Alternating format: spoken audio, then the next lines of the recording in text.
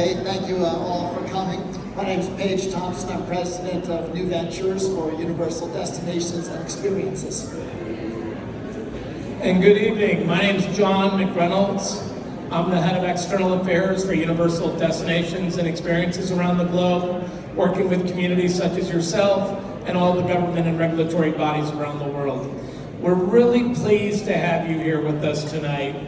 We want to hear from you. This is an engagement period where we want to take your feedback as we look at the potential of this project.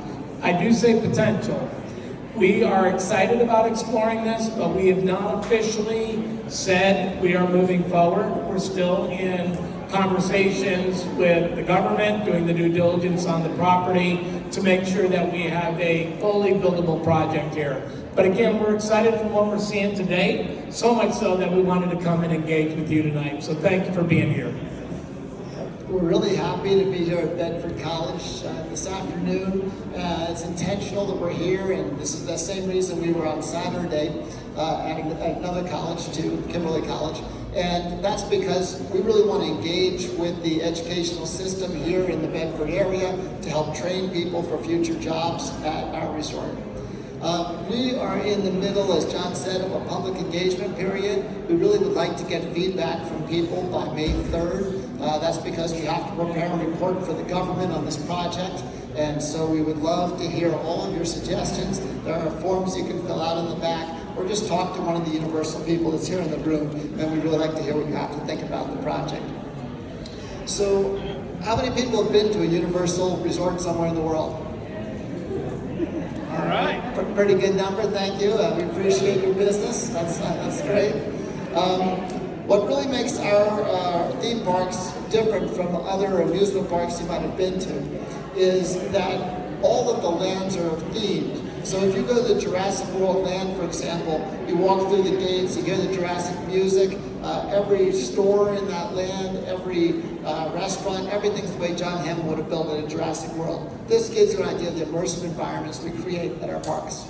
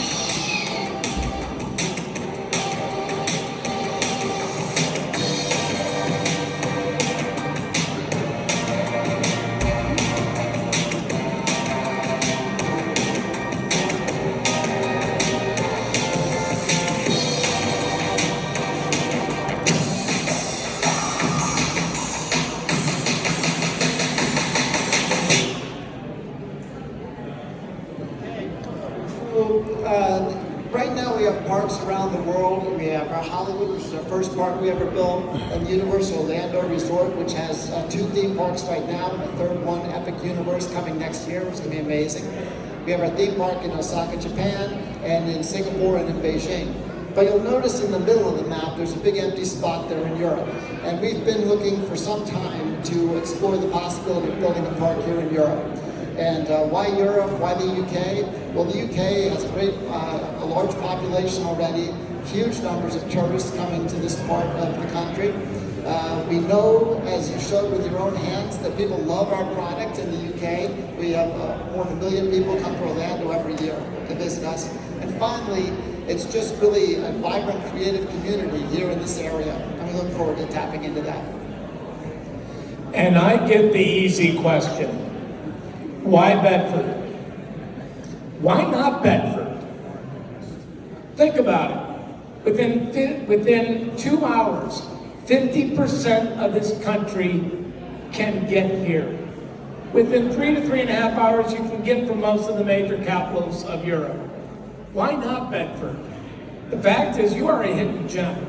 The connectedness of our site in particular to the grid, the transportation grid, is stunning.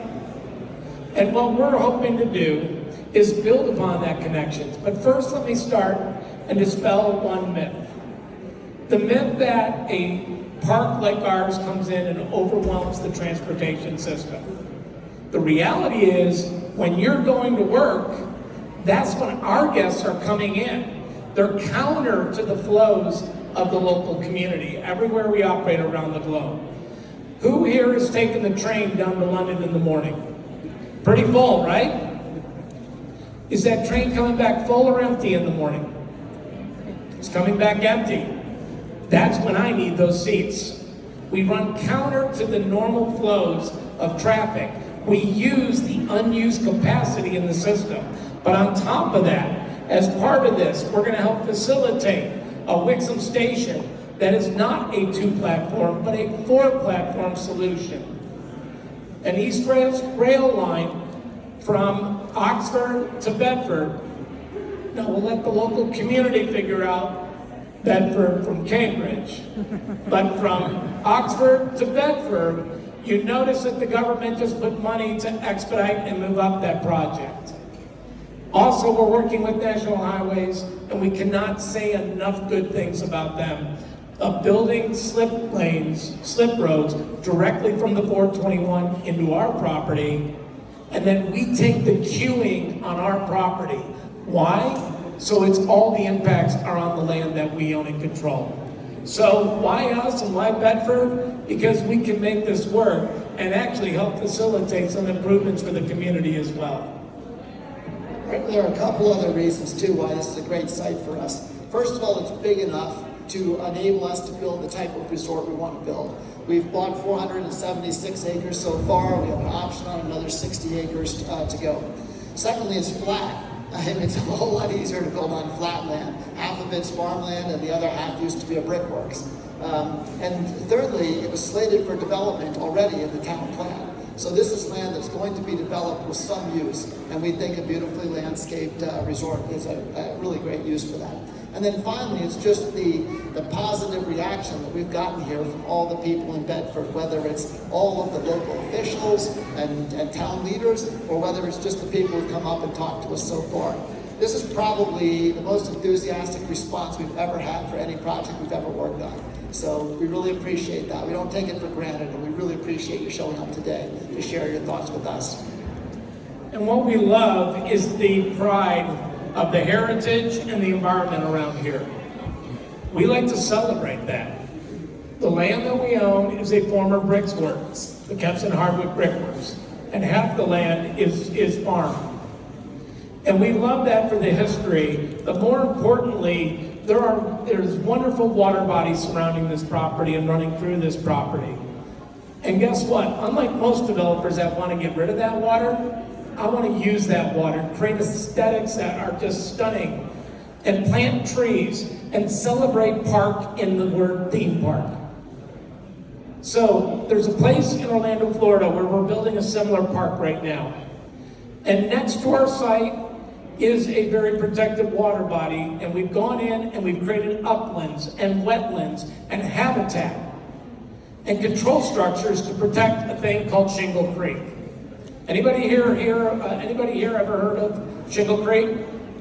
Couple, good. It is the headwaters of the Everglades, one of the most special water bodies in the world.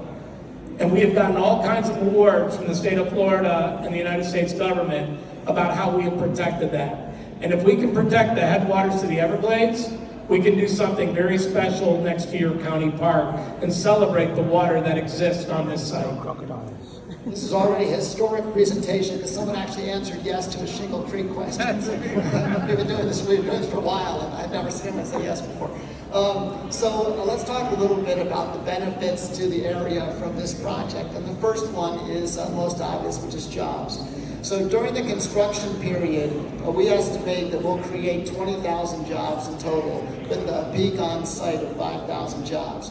And after we opened the resort, we would have 8,000 jobs on an ongoing basis, rising over time to more like 10,000 jobs. And we know from our past experience that every time we create a job on site, we create another 1.5 jobs in the surrounding community of people that are providing us with products or services. So it's something that will benefit the entire area. And at Universal, we're very proud of the fact that we don't just create jobs, we create careers for people. Because in our company, it's very possible to start at an entry-level job as an hourly worker and rise to management position. So just as evidence of that, 50% of our management team at the University of Orlando started as hourly workers. Karen Irwin, who's the president and runs the entire resort, 3 theme parks, 1 water park, 8 hotels, soon to be 11, 20 restaurants. She started running 1 cart when she graduated from university. And Tom Berman, who runs Osaka, Beijing, and Singapore, started cleaning bathrooms as an hourly worker. So it really is possible to provide training at every level of the company to try to help people advance in their careers. And partnering with local organizations. 1, businesses. If we do move forward, shortly after we start moving dirt on the property, we'll bring in our procurement team. We do this everywhere we operate around the globe. And have a how to do business with Universal 101. Because we want to work with that local vendor base and have those just-in-time deliveries. Because that vendor base is important to the strength of the community. 2, we want to get involved in the community. Our employees will be working, living, and playing in your community and become a part of you. In this year, last year alone in Orlando, our staff volunteered 60,000 volunteer hours, helping groups in the community. Everything we do starts with our employees. We have a simple phrase that we're governed by. Team member satisfaction, TSAT, equals GSAT, guest satisfaction, equals a fair and equitable return. And if where you work, live, and play is not of the highest quality, and we think Bedford can be, then you're not going to provide a world-class experience. So we want to invest in our team members, invest in the community, and invest in the jobs that we bring online. Okay, thank you. That's our presentation for today. I hope everyone goes and gets a tea, coffee, soft drink, chocolate toothpaste, whatever you'd like to have. And we really thank you for coming here today as we look at try to evaluate the feasibility of this project and try to figure out whether we can go forward or not. Thank you very much for your time. We appreciate it.